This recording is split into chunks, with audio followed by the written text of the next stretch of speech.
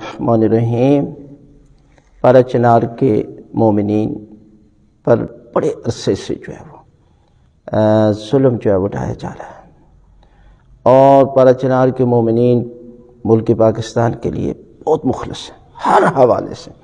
اس لیے کہ شیعہ اثنا عشری اور اہل سنت برادران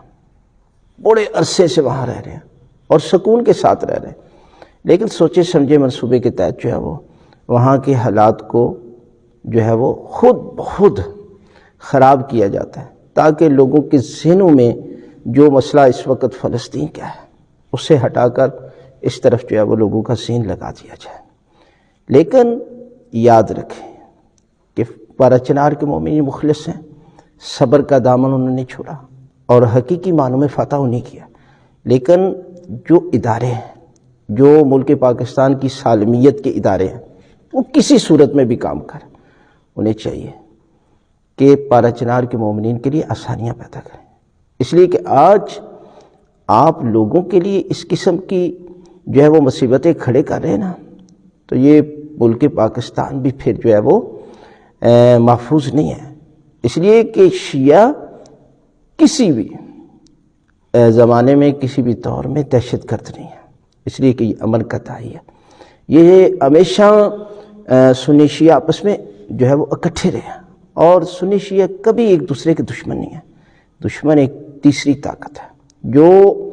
یزیدی فکر ہے وہ پاکستان کے ساتھ اسے کسی صورت میں بھی لگاؤ نہیں ہے، وہ پاکستان کا کبھی مخلص نہیں ہے،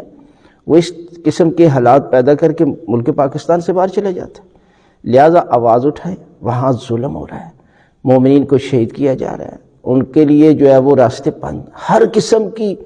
جو ہے وہ آسانیاں اور ذرائع جو ہے وہ بند کیے جا رہے ہیں، اور کچھ لوگ تو کہہ رہے ہیں کہ جو لوگ وہاں نہیں جا سکے فلسطین، وہ یہاں آ کر جاتے۔ دیکھیں، یہ کسی صورت میں نہیں، ایسے لوگوں کا یہ کہنا یزیدی فکر، یزیدی ٹولے کا کام ہے، اس لیے کہ یہاں پر ملک پاکستان کی سالمیت کا مسئلہ ہے، لہذا آواز بنے کہ مومنین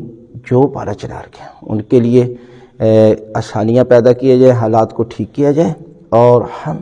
ان کے ساتھ ہیں کل بھی اور آج بھی، اور دعا کو ہیں کہ اللہ تعالیٰ ان کے لیے آسانیاں پیدا کرے۔